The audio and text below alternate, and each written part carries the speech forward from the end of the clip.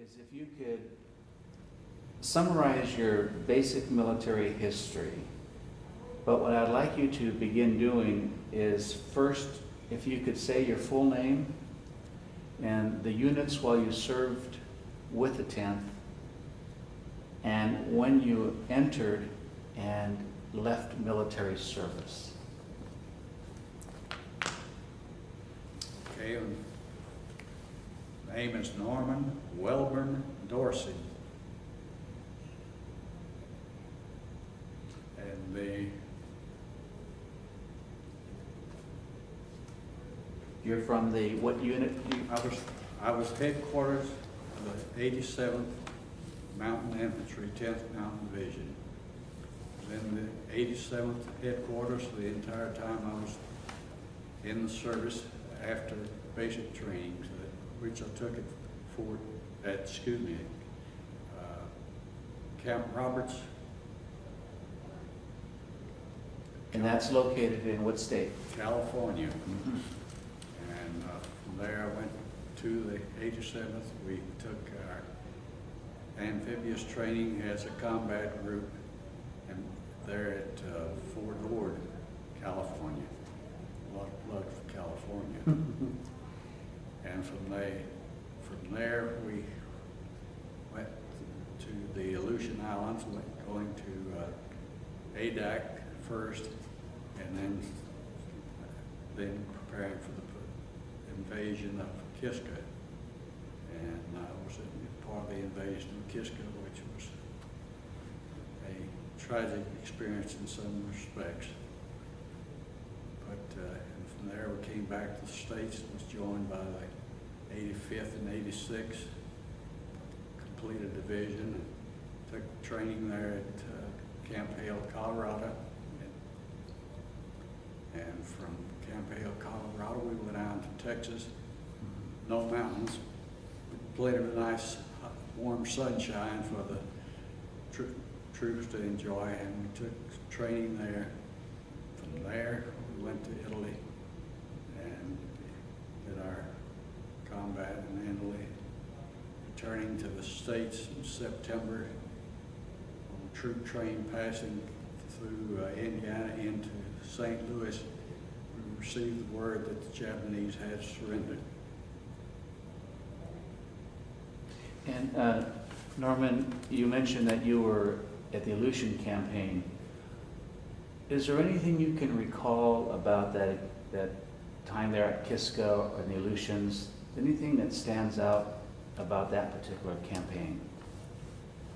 Well, the campaign itself was composed of Canadians as well as the American troops. And the Americans came in from the Bering Sea side and experienced strong winds, which anything we tried to erect there was blown away from us before we could get it erected. Eventually we got some heavy cat tractors in there and dug holes for us so we could set our tents down in them. We stayed there until December, and in December we left, came back to the States to Camp Carson, which is now Fort Carson, Colorado, and from there up to Camp Hale,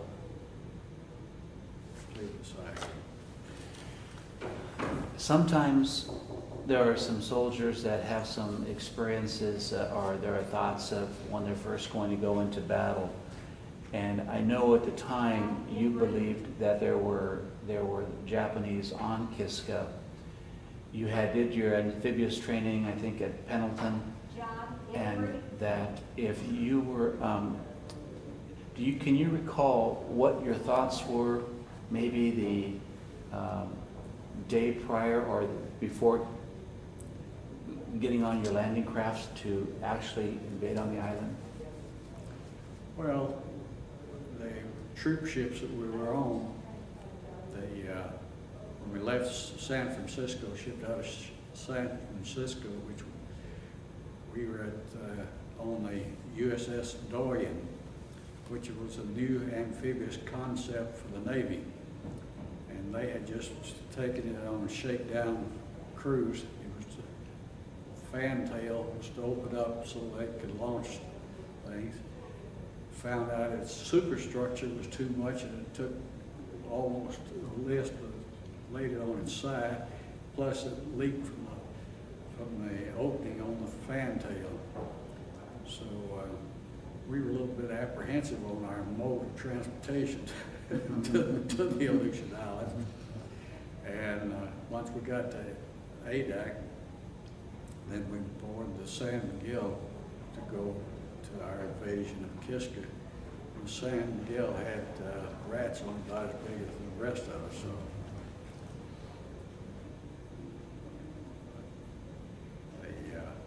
Kiska was an experience because it was an entirely different terrain and it was involved with it. Tundra, and it's very deceptive. You think you've got solid ground underneath you and you step off in a hole. It was quite an experience there on those Aleutian Islands. And you came back and you did some training at Hale, but eventually you went to the European campaign and spent your time in Italy. And is there anything, an anecdote or a story or something you can remember specifically that stands out in the Italian campaign? Well, the experience personally that I had was with our regimental commander, Colonel Fowler, who joined our group when we got back to Camp Hale from the Aleutians. He was a World War I veteran machine gunner and also a West Point graduate. And Colonel Fowler had a son that was killed in the invasion of Normandy on the second day of the invasion. They were the same age as myself, so Colonel Fowler and myself had a close relationship in that. And one of the things that he stressed to me is make the events of the day, your buddies getting killed, as being part of the routine for the day. They're not built inside of you. The emotions that accompanies these tragic events, and it proved. I was wounded on Mount Belvedere on the next day after our initial invasion, and 2 days later Colonel Fowler was wounded, so we were back in the 36th Vac Hospital at the same time, and then we returned to the line at the same time. But Colonel Fowler, I don't know whether he has been given his dues in this side, but he was where his men were, he was, and what his men tolerated, he tolerated with his experiences. So you had a lot of respect for Colonel Fowler. He was one of a kind. You mentioned that you were wounded on Belvedere. Can you tell us what happened leading up to that event? Well, we started the invasion at around midnight, and the day that I was wounded, the following day, we were working with radio silence, so we was using strictly wire communications, and we had temporarily lost communications with the 1st Battalion. Was trying to reach them, Colonel Fowler. We were afoot walking from Belvedere to that, and we started back from the battalion headquarters, going back to where we set up for regimental headquarters, and engaged a wire party coming up, laying the line. Colonel Fowler wanted to use the line, and we was 2 wiremen and Colonel himself had stopped, and this was all in a snowy field, and they probably from the Riva Ridge area, we were under observation by the Germans, and they threw a cluster of 5 88 rounds at on us, and I was struck by by one of them, and elected to evacuate myself. Colonel Fowler put a tourniquet to my leg, and I came out of the thing, and the Lord was with me because I went right through a landmine field back to the aid station. And then you returned to your unit at what point? Colonel Fowler and I went back to the unit, I think about the 12th, somewhere days of April. If my memory serves me correct, and I'm not real good on dates, Franklin Delano Roosevelt, I believe, died on April the 14th, and we had returned to our regiment just a few days before that. What do you remember about your closest buddies there in your unit or outfit, either during training or combat? Well, we tried to be a fun group. And maybe too much fun at times. But and this is part of the counseling that Colonel Fowler did. He says, you know, accept your buddy for the day and hope that there is for you tomorrow. And we maintained, as the reunion is indicated, that the same thing held true through the rest of the units. What did you do after the war? Went back to school, University of Texas, hook 'em horn. And then after college? After college, I joined, which was then called Tennessee Gas Transmission, Natural Gas Transmission Company, which later became Tenneco, and worked for them for 35 years before retiring, and retired in '88. So since '88, I've done a lot of honeydew work, and my wife and I have traveled. Just got back from Italy. What was it like being back in Italy, or have you been back to those places? I went back in '96 when we had the 50th reunion, or 94 for the 50th reunion, and it was an emotional experience. In what ways? Well, the events, the things that took place, they kind of relive themselves within you. When you start walking over some of the grounds that you experience casualties and all that. And this last time you went to Italy? This was just a social visit. We did stop one day there at the cemetery in Florence, our military cemetery there in Florence. And that's an experience too. And if you had to sum up just your time being with the 10th, what would you kind of say? I was glad I made it. I'm a native Houstonian, and snow, I think I've seen snow twice in my lifetime.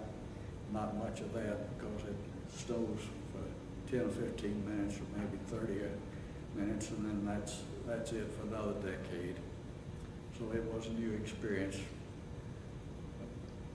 I think the benefits of being in it was worth it. Thank you, Norman. That was very good. Got it. That was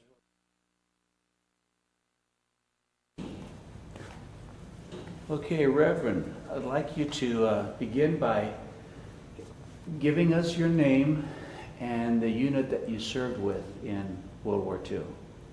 My name is Webster Barnett, and I served in Prime C Company of the 86 in January 1943. And then my platoon was moved to headquarters company, 1st Battalion of the 86, which is really across the street from where I'd been before. And I was a squad leader in an ammunition and pioneer platoon of about 30 men. I had charge of 10 soldiers in that platoon, and our mission was to defuse mines, to set up demolition courses, to build small bridges, and to carry ammunition to the line companies, and to remove dead and casualties from the battlefield. That's what we did. And we also sometimes supported the line companies with Bangalore torpedoes to break up the barbed wire. And when did you join the 10th right after basic training? Or where did you do your basic training? I did my basic training almost twice at Camp Hale, Colorado. I was, orders were cut for me at Fort Sheridan in Chicago. I'd enlisted at Camp McCoy, Wisconsin, near where our family was at the time. I just finished 1 semester of college in Connecticut, and came back and thought it was time to join the 10th Mountain Division. So I was a volunteer inductee with 3 letters of recommendation to join. And my orders were cut directly for Camp Hale, and I was the only one at that time on the train for Camp Hale, and arrived in the dead of winter, you bet. Several feet of snow at Pando, Colorado. I've heard a lot about Camp Hale, but are there any experiences about Camp Hale that stick out in your mind? Well, there are many. One of them was that my sergeant, platoon sergeant, suggested that, well, he didn't suggest, he ordered us to take some old dynamite and take it up into a remote area beyond the camp and burn it. You could do that with dynamite sticks by opening up the packages and little by little burn it up so it wouldn't be a danger anymore. So we went up to this little encampment up on a little creek up there, and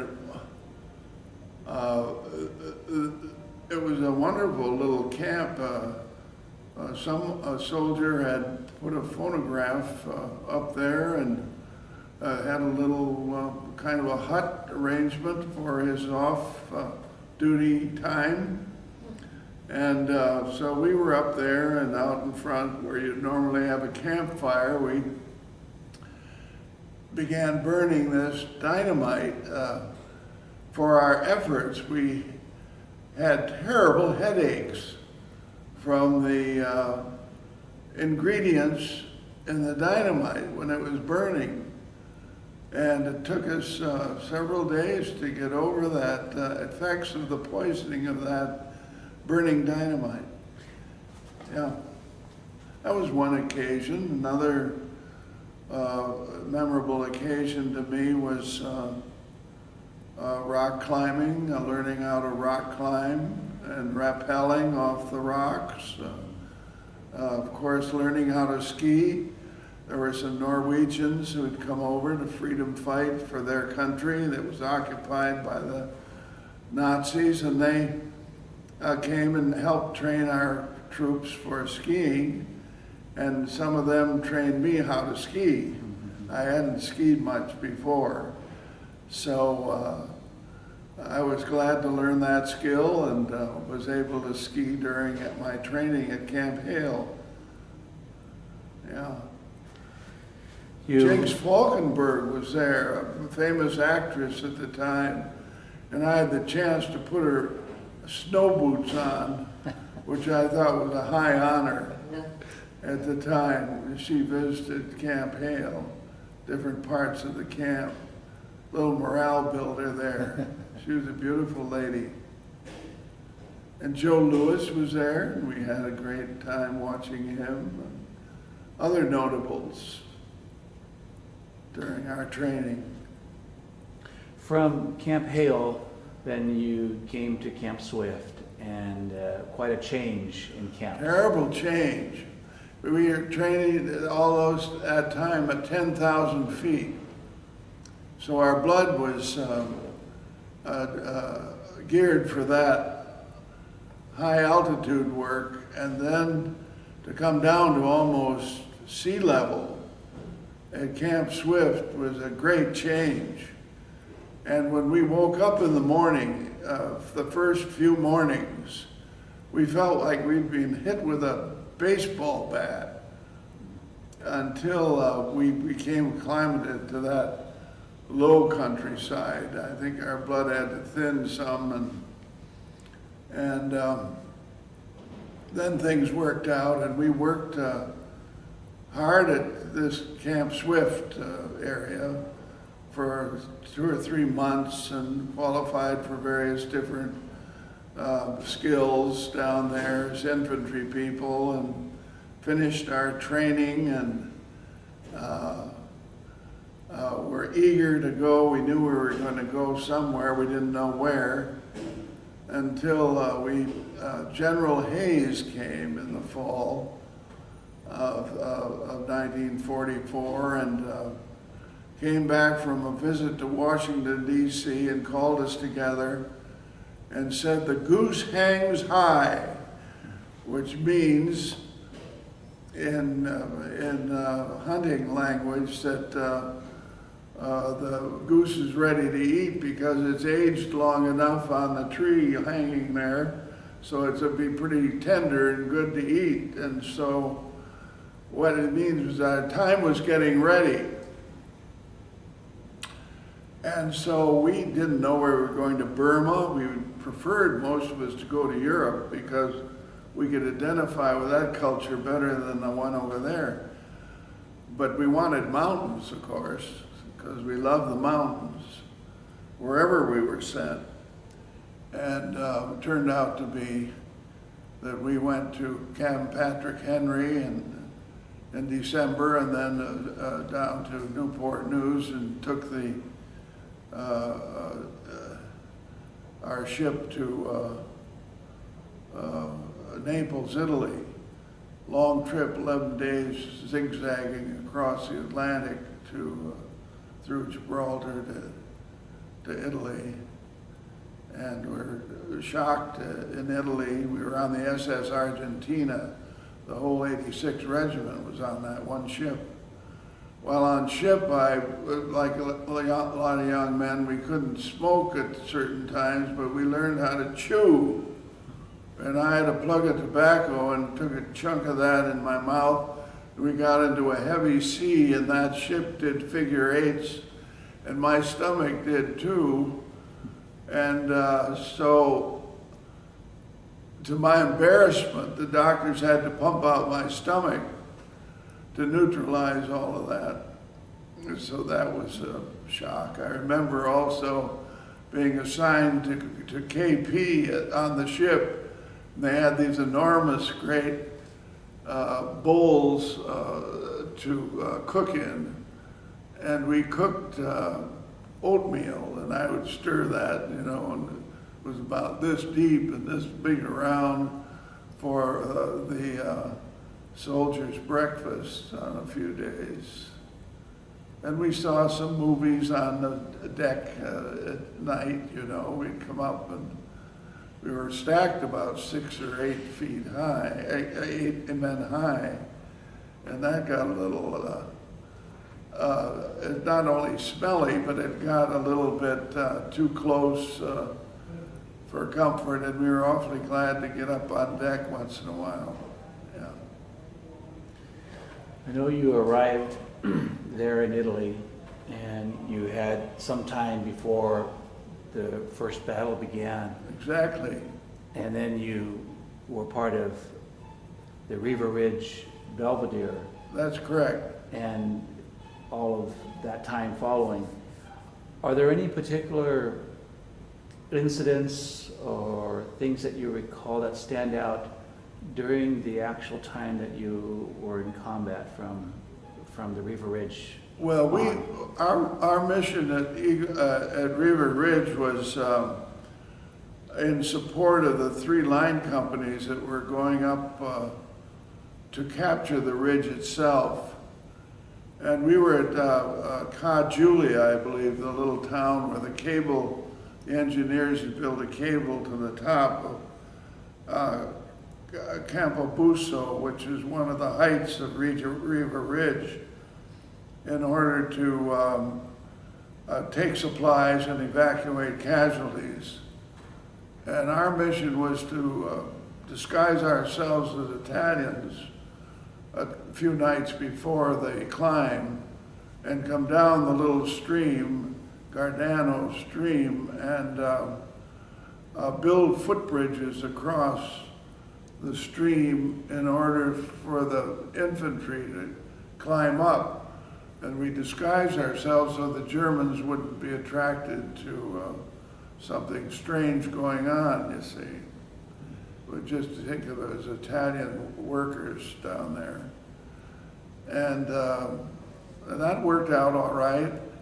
And then when the actual battle started, we were really down at Julia, where the bottom of that cable part was, in this little tiny hamlet. And I can remember being under a dining room table in a house, modest Italian house, with the shelling going on. You know, they were beginning to lob shells down there too. And so that was our first taste of battle, as far as I got. I never did get to the top of Riva Ridge, but I helped others get up there in my battalion, the 1st Battalion of the 86. What about from there to, I know the war ended at Lake Garda or thereabouts. Is there anything else in between that stands out? Before, backing up a little bit, before we went to Riva Ridge, I was stationed from 1st of January to the time we had our first battle, almost 6 weeks in Lozano and Belvedere, and made lifelong friends there of the native people, and the pastor of the local Roman Catholic Church and I became good friends. I was an Episcopalian, of course, but thought of myself as a non-Roman Catholic myself. And so we had great times together, and we lived in a Roman Catholic school that the nuns had run until this serious time of the war, and they were taken elsewhere, but we used their quarters up on the top floor and helped supply the caretakers, who became our good friends, with some of our surplus supplies so they could have better eating, and they also prepared wonderful meals for us, so it was a great deal. Later, as soon as we were preparing for the first of our combat, officers suddenly appeared in Lozano, and Belvedere, this little mountain town facing Mount Belvedere, Lozano. And they saw these beds. We were enlisted men, so we got kicked out, and the officers took our nice quarters. But all in all, that was a nice preparation for what we later found to be quite serious combat. And after Riva Ridge, my memory isn't very clear about each step because there was so much shelling going on that I get confused about where exactly we were going. But we in the area of Del Taracho, which was one of the areas, we were assigned to go into what we call Purple Heart Valley. It became famous because it was such a dangerous area to bring back those who were killed and also other casualties to help the graves registration people, whoever they were. But that was our assignment on litters. And for that effort, we got Bronze Stars for that. And then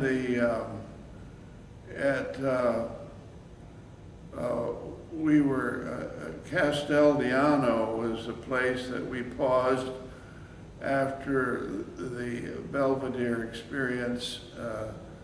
Casteldiano was just the beginning of the end of that high mountain business where we were beginning to think about spring offensive into the Po Valley, which was a long way off, but it was still something that we anticipated. And we were bivouacked, my squad, in a farmhouse near Casteldiano.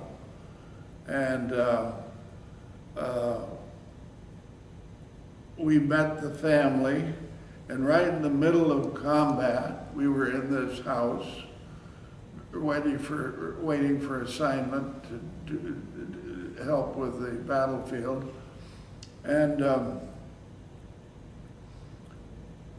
we met the family, and they thought they should entertain us. So they had a little stone barn and an accordion and a fiddle, and they had a local family dance, including us soldiers in my squad, which was a wonderful thing in the middle of the war. And they had a cute daughter, and I helped her carry the water from the creek up to the house and became quite fond of her. And then the next minute we were moved, but we remembered, and her name was Giovanna Benassi at the time, and I corresponded with her ever since World War II. For the past 60 years, I have sent messages back and forth, met her family, grandchildren, and so forth. They now live in another town, but we went back there and visited the farm and so on. And she was married to a man who's Mattioli, so her name has changed, and of course, and she has her family. Now she's, I'm 80, and she must be about the same age, but they live in their own home. And so when I go back to Italy, I like to go to Lozano and see the Curti family, and also the Benassi Mattioli family, and enjoy that, yes.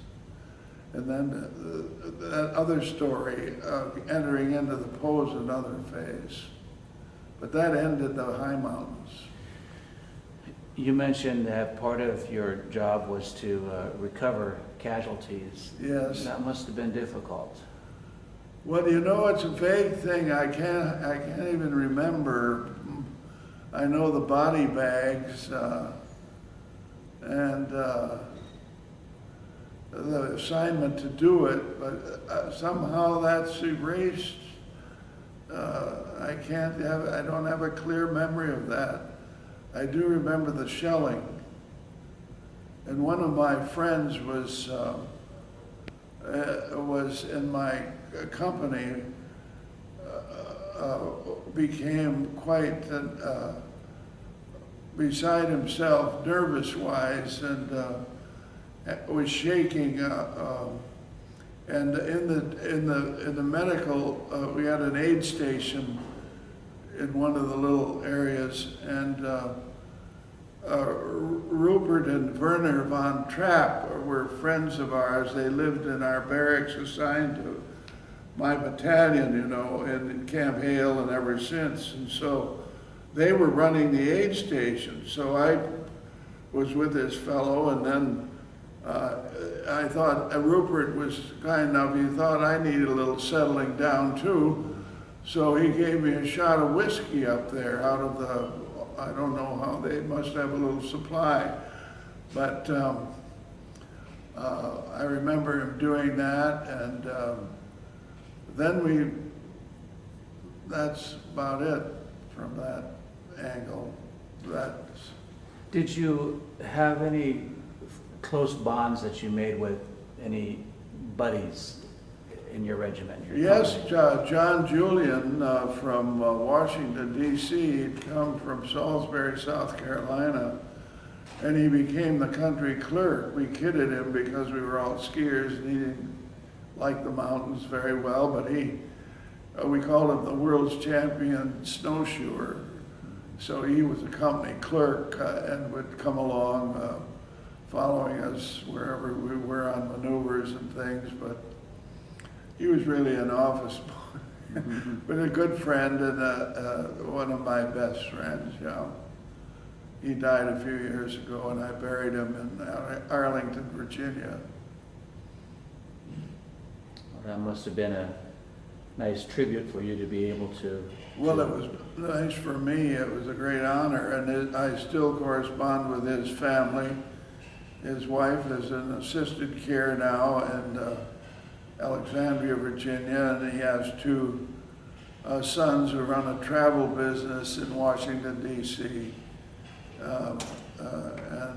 So we see them too when we go back.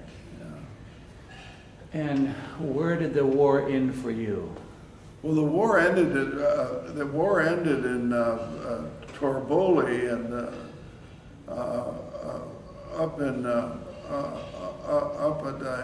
near Riva at the head of Lake Garda, and we had just been through another bloody bath, coming across those tunnels and being shot at with ack-ack guns from naval guns from the German side across the lake, and that was rather exciting.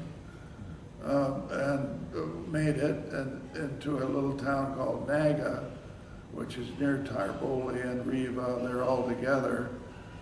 But that was the road that took you to Brenner Pass. So I met a Czech group there who were so glad to be. They were impressed into the German army, and then this meant they would be released. On May 2nd, the war ended. Darby had been killed, of course, of Task 45, and we were bivouacked in a building, and Wolf and von Singer, who were generals of the German army, were brought down by a military escort of our people and passed through our squad. We passed them back to higher authority. They were brought back to surrender formally to our division officers, General Hayes and so on. And then I know after that war, where the war ended in the European campaign, you were in the United States when VJ Day was No, declared? no, not quite. We, after May 2nd, we soon were sent to the Trieste area of Yugoslavia and Italy. That was Italian. Trieste still is an inside town. The circling is Yugoslavian, Slovenian, Croatian.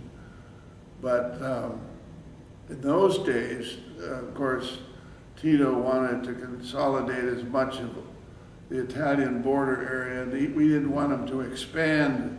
So we were sent to what was called the Morgan Line, which is a British general, named after a British general, that went from Trieste all the way up to the Dolomite Mountains in Slovenia. And we were assigned to Slovenia in a little town called Breda de Soto.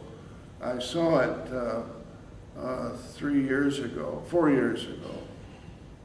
Yeah. Mary and I were up there and saw the place where we were bivouacked for several weeks. So we were in the Army of Occupation for a few weeks, a couple of months. Went back to Florence and then came back on a Liberty ship, or I think it was a Liberty ship, and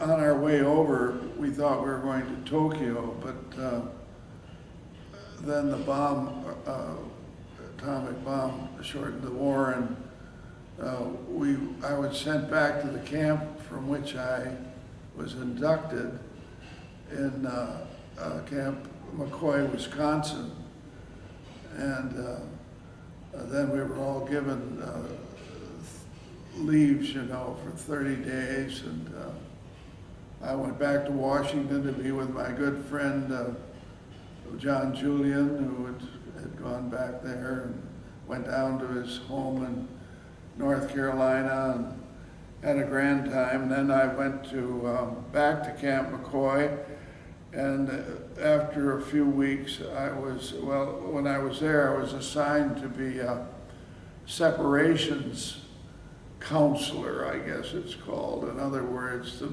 men were going out, what do you want to do, what are you going to become, and help them make connections for what they were going to be doing.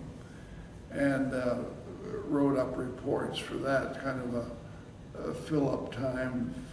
Then was separated from the service November 17th, 1945, yeah. What did you do after the war? After the war, I continued my education in Connecticut at Trinity College, got my undergraduate degree, and then I went to graduate school for the ministry at a seminary, called the Episcopal Seminary of Virginia, in Alexandria, Virginia. And I was there for 3 years, then became a clergyman back in my home state, which was really Minnesota. And I started my ministry in Minnesota in 2 little rural towns, and went to suburban Minneapolis and helped build a church there, and was there 13 years. Then I went to Yakima, Washington, was there 13 years. And then went back to Minnesota, where I'd been in high school, where my father was the rector of the church, and I became rector of the church there for 5.5 years, and then retired. And I've been in the ministry since 1951, so that makes it, 54 years? Yeah, Something like that. it's quite a long time. Yeah, and I have the honor of being the national chaplain of the 10th Mountain Division. The previous 3 chaplains were all ordained clergymen and chaplains in the service. One of them was Moran, who was a division chaplain. There were several, maybe a dozen or more chaplains, and he was the chief chaplain a Roman Catholic, but later became a Monsignor and bishop. And he was the first association chaplain after the war. And then there was a man by the name of Gromsky, who I don't know about much, but he became a chaplain. And then my predecessor was Fred Jewell, and he, after he died, I was appointed national chaplain. And I've been at that for 4 years. If you were to sum up your time serving with the 10th Mountain Division, what would you say? Of all my lifetime so far? Yeah, if you just had to sum up in being with the 10th, what would you say? Every experience was an adventure, would be my summary. I was positive, gung-ho, and look back on it as one of as the highlight of my life, except for my marriage to my good wife Mary of 55 years. And so it really was a memorable experience and helped make a man out of me, I think, as much of a man as I am. In other words, we grew up in the service, made some wonderful friends, and it's a very bonded division association now, and we're awfully glad to be with 10th Light and to know that it's carrying on with the descendants. And it's a great honor to be with you and share that experience. Well, the honor is really ours, and thank you very much for this interview. Thank you.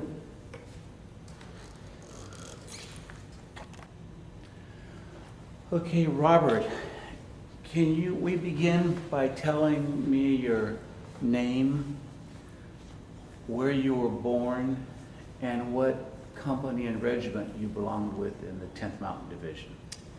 My name is Robert Stanton Goyer, G-O-Y-E-R. I was born on October 7th, 1923, and I served with Company H, 86th Mountain Infantry, 10th Mountain Division, World War II. When did you, or can you tell me about your basic training, where you did it? Yeah, let me tell you how I got started. Oh, sure. Move right into that. I was in college at DePaul University in Greencastle, Indiana, for 2 years. During my freshman year, during the middle of my freshman year, the Pearl Harbor, of course, occurred. My father happened to be a reserve officer from World War I, and he was commanding a CCC camp in northern Kentucky at the time. He happened to be up visiting, and my mother was down from South Bend, where I was raised. And we were driving in the country around Greencastle, very nice winter's days, actually. Heard it on the radio, and Pearl Harbor just occurred. We had some sense of what the implications were. Of course, my father immediately went on active duty to a camp. About a month or two after that, I enlisted in the Army Reserve Corps so I could finish that year, and perhaps the second year, sophomore year at DePaul, which I was able to do. Called active duty in May of 43. Went to basic training at Camp Hale, Texas, which was an infantry. It was also had a prisoner of war facility there in Tyler, Texas. And from there, I applied and was assigned to an ASTP unit, Army Specialized Training Program. And they had a number of areas at that time. The one I was assigned to was for engineering, pre-engineering, and I was sent to Hope College in Holland, Michigan for, it would have been a year and a half or something of basic construction, engineering matters, and so forth. And then, of course, the big thing came when D-Day, and shortly after that, they closed most, or shut down, or terminated most of the ARP unit, or of the, not ARP, of the specialized training, STRP, specialized training programs. Almost, most of them engineering. And I was assigned to the 76th Infantry Division, was in training in Wisconsin, northern Wisconsin. This was in April. Actually, it was a little later than that, but anyway, I got up there, there was still snow on the ground, they were on maneuvers, I remember that. It was colder than a witch's broomstick. And I was with that unit until, let's see, early summer, and I decided that I would apply to OCS. Talked to my company commander, who had also been I had met through training when I was at Camp Hale. It just so happened that he was there. Anyway, talked with him, and after talking, he agreed that he would sponsor it, and I got the necessary letters of recommendation. So I applied, and I was accepted. So I went to the Penning School for Boys, so-called, at Fort Benning, Florida, or in Georgia. Let's see, that would have been in, I guess in June of that summer. And on September 30th of 44, if I have those dates right, I was commissioned, went to Camp Landing, Florida, basic training camp, ran a hand grenade course for a month or two. In early April, I received orders to go overseas to Italy.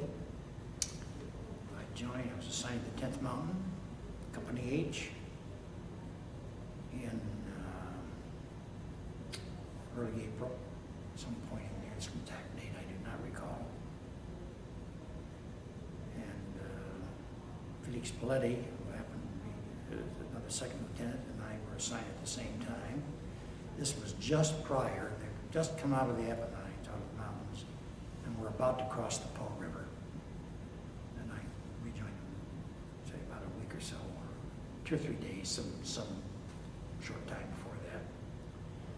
We crossed the Po, and of course it was pretty firm sledding, sometimes pretty hard going. From there on up, we went up the east side of Lago di Garda after we got up to the lake. And we'd been, I guess, maybe a week or so after we had crossed the Po, and we'd started up the side of the lake. Our company commander and his radio man were in a tunnel. Captain Eby was his name. The tunnel was hit with an 88 round right in the tunnel, and both he and his radio man and several others were killed in that. We continued on up the eastern shore of Lake Garda, and Second Battalion was assigned the duty of the last several days here before we wound up in Riva, where we were when the war in Italy ended on May 2nd. That was the chronology of my experience. And we went to, let's see, we went to Leghorn, Italy, I believe it was. We were getting a horse laugh from all the other units as a result of this, because we were to go right back and train for the invasion of Japan. The last one to get to Italy and the first ones to leave for that purpose. And then, of course, we got quite a break. The war ended. We no sooner, I think, set foot on the shore back in the States, and the atomic bomb was dropped. So we were there, and when they disbanded the 10th, whatever the appropriate term is, at Camp Carson, Fort Carson now, Camp Carson, Colorado, I was assigned to the 2nd Infantry Division at Camp Swift, where the 10th had trained before they went overseas for some flatland training. So I served the 2nd Division then, they kept me on until I could get rid of us who were about to be separated. And let's see, it must have been, I was in June when I was separated from the service. And I flew back to Camp Hale, Indiana, which is the state, of course, I had been in my enlisted, and separated in, I think it was May of that year, the war ended. Then I went back to DePaul that fall, finished my degree, but I stayed in the reserves. And I finished my degree at DePaul and went down to Miami of Ohio and finished a master's degree, and learned almost by accident that I was on orders as a reserve officer to report for duty again during the Korean War. And I never did get a copy of the orders, but my father, of course, I've been stayed in touch with him. I said, Dad, I don't know what to do about this. I understand from a friend of mine here at DePaul who had also received orders and who had seen my name on his order sheet. I never did receive a copy of those orders. But he says, call and find out and make sure, because you probably are on them someplace officially. I did, I was, and I was recalled. Instead of going to Korea, though, I was assigned to the 43rd Infantry Division, which as a replacement officer, they were in Germany, on the border with Eastern Germany, near Czechoslovakia and so forth. There were 3 or 4 divisions there because of Russian activity on that front. And I was there for about 18 months, a year and a half. My wife was able to join me, and our eldest daughter, I had 4 daughters, our eldest daughter was born in Germany while I was in service there. And I came back there, and I said, well, you know, the state of my affairs now, the Army is not my career choice. So I went back to graduate school at Ohio State and did a doctorate in communication, psychology, that kind of area. And taught there for a couple of years, and went to Purdue for 8 years and taught. Got some administrative experience, and went to Ohio University in Athens, Ohio for 15 years. And I directed the communication research center there, and was a graduate dean the last couple of years, and vice president for our research and graduate programs. And then I retired from that system, and I was enticed to go out to Arizona State to get a PhD program started, which I did. I was successful with that. And I retired. We stayed there, my wife and I, in Chandler. The university is in Tempe, which is in the general Phoenix area, as you know. And after that, my wife unfortunately suffered a serious stroke in 1989, and I retired from that system at ASU in 1994, and we lived there ever since, in Chandler, Arizona. I don't know what I may have left out or included that you didn't want, but that's, to the best of my knowledge, I think it pretty well covers the ground in terms of my Army career.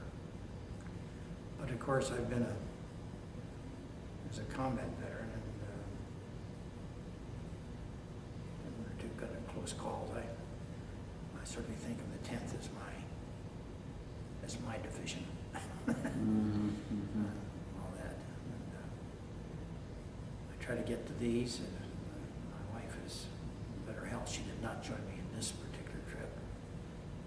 But I've been active, I've been very active in the Arizona chapter of the National Association of the 10th Bomb Division.